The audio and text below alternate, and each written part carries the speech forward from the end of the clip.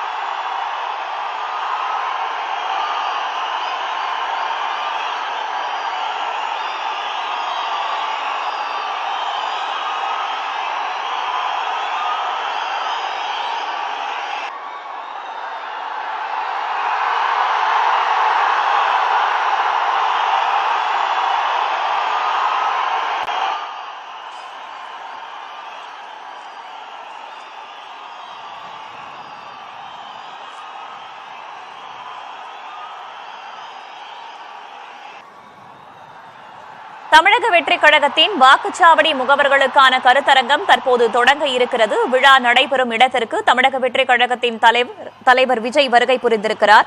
கோவை, நீலகிரி, திருப்பூர், ஈரோடு, கரூர், நாமக்கல் உள்ளிட்ட 7 மாவட்டங்களைச் சேர்ந்த தாவேகா வாக்குச்சாவடி முகவர்களுக்கான கருத்தரங்கு இன்றும் நாளையும் 2 நாட்களுக்கு நடைபெறவிருக்கிறது.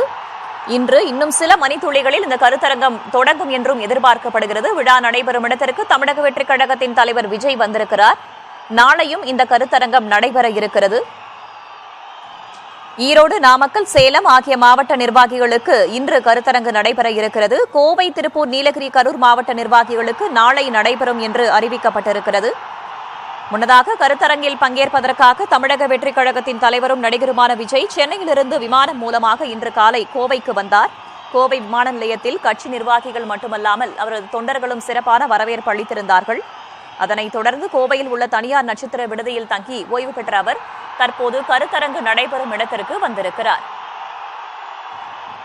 கூடுதல் தகவல்களை வழங்குவதற்காக செய்தியாளர் சந்தானம் இணைந்திருக்கிறார். அவரிடம் கேட்கலாம். சந்தானம், கருத்தரங்கம் நடைபெறும் இடத்திற்கு தமிழக வெற்றிக் கழக தலைவர் விஜய் வந்திருக்கிறார். நிகழ்ச்சி நிரல் என்ன? யார் யாரெல்லாம் பேச போகிறார்கள்? குறிப்பாக தமிழக வெற்றிக் கழக தலைவர் விஜய் எப்போது பேச போகிறார்? தமிழக வெற்றிக் கழகத்தினுடைய இந்த வாக்குச்சாவடி முகவர்கள் கருத்தரங்கம் முதலாவது நாளாக இன்று இன்னும் ஒரு சில வினாடிகள்ல தொடங்க இருக்கிறது. இன்று நீங்க சொன்னது போலவே சேலம், ஈரோடு, நாமக்கல் ஆகிய 3 மாவட்டங்களை சார்ந்த ஒட்டுமொத்தமா பார்த்தீங்கன்னா தமிழக வெற்றிக் கழகத்துல 10 மாவட்டங்களாக பிரிக்கப்பட்டிருக்கிறது. அந்த 3 மாவட்டத்துல அமைப்பு ரீதியா 10 மாவட்டங்கள் பிரிக்கப்பட்டிருக்கு. அந்த 10 மாவட்ட செயலாளர்கள் தற்போது தமிழக வெற்றிக் கழகத்தினுடைய இந்த வாக்குச்சாவடி முகவர்களுடைய கருத்தரங்கு மேடைக்கு அழைக்கப்பட்டு வருகிறார்கள்.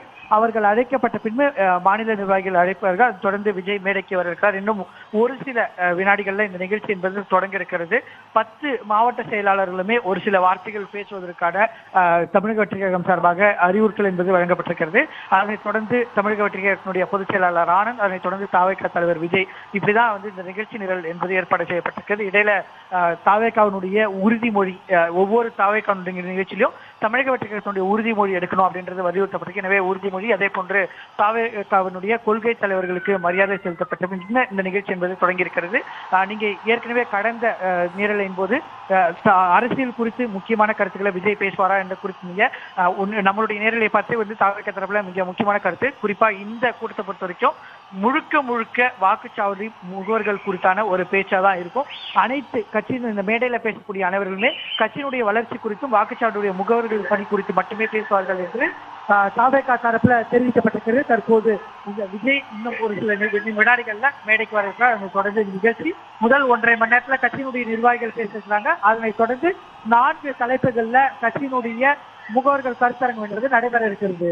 வேதவள்ளி, அடிப்படையிலேயே கட்சியை பலப்படுத்தும் அனைத்து விதமான நடவடிக்கைகளையும் விஜய் ஈடுபட்டு வருகிறார் என்பதுதான் அரசியல் நோக்கர்களின் கருத்தாக முன்னதாக நம்முடைய செய்தி தொலைக்காட்சியிலேயே சொல்லும் போது நம்ம பார்த்திருந்தோம். உள்ளாட்சி தேர்தலில் அவருடைய கட்சி நிர்வாகிகள் போட்டியிட்டதில் தொடங்கி தற்போது வரைக்கும் கொஞ்சம் கொஞ்சமாக பலப்படுத்தி வருகிறார் என்பது குறித்து தற்போது நடைபெற இருக்கக்கூடிய இந்த கருத்தரங்கு அவருடைய கட்சியை எந்த அளவுக்கு பலப்படுத்தும் விதமாக அமையும் அப்படின்னு அக்கட்சியை சேர்ந்த மூத்த நிர்வாகிகள் கருதுறாங்க. சந்தானம், நிச்சயமா தமிழகத்தை பொறுத்த வரைக்கும் பார்த்தா பூத் கமிட்டியினுடைய பணிகள் என்பது ஒவ்வொரு தேர்தலுக்கும் அதிகரிச்சுட்டு இருக்கு. குறிப்பா திமுக அதிமுக 2 கட்சிகளுமே தற்போது 100 நபர்களுக்கு ஒரு பூத் கமிட்டி முகவர் அப்படின்னு ஒரு குறிப்பா பார்த்தீங்கன்னா ஒரு பூத்துக்கு 1000 ஓட்டு இருக்கும். ஆனா அந்த 1000 வாக்காளர்களுக்கு 100 பேருக்கு ஒரு பொறுப்பாளர் என நியமனம் செய்து பணியாற்றக்கூடிய பணிகள்ல தான் அதிமுக திமுக என 2 கட்சிகளும் ஈடுபட்டு வராங்க. அதே வகையில தான் தற்போது தமிழக வெற்றி கழகம் தரப்புல ஒரு பூத்துக்கு 15 பேர் வரை நியமனம் செய்து அந்த பூத்துல இருக்கக்கூடிய 1000 வாக்காளர்களையும் ஒரு நபருக்கு 100 பேர் கீழே தான் வந்து அவர்கள் கண்காணிக்கணும், அவருடைய வாக்கு அவர்களை நோக்கி செயல்படணும் அப்படின்ற நோக்கில் தான் இந்த திட்டம் இருக்கு. ஒட்டுமொத்தமா தமிழ்நாடு முழுவதும் 70,000 நபர்கள் நியமனம் பண்ணிருக்காங்க. தாவேகா தலைவர் விஜய் தற்போது மேடைக்கு வந்திருக்கிறார். நிகழ்ச்சி என்பது தொடங்கி இருக்கிறது. அந்த காட்சியை நம்ம பார்த்துட்டு இருக்கோம். இணைப்பில் இருங்க சந்தானம். கருத்தரங்கம் நடைபெறும் இடத்தில் தொண்டர்கள் குவிந்து வரும் நிலையில் தற்போது தமிழக வெற்றி கழக தலைவர் விஜய் மேடைக்கு வந்திருக்கிறார். காட்சிகளில் பார்க்கிறோம்.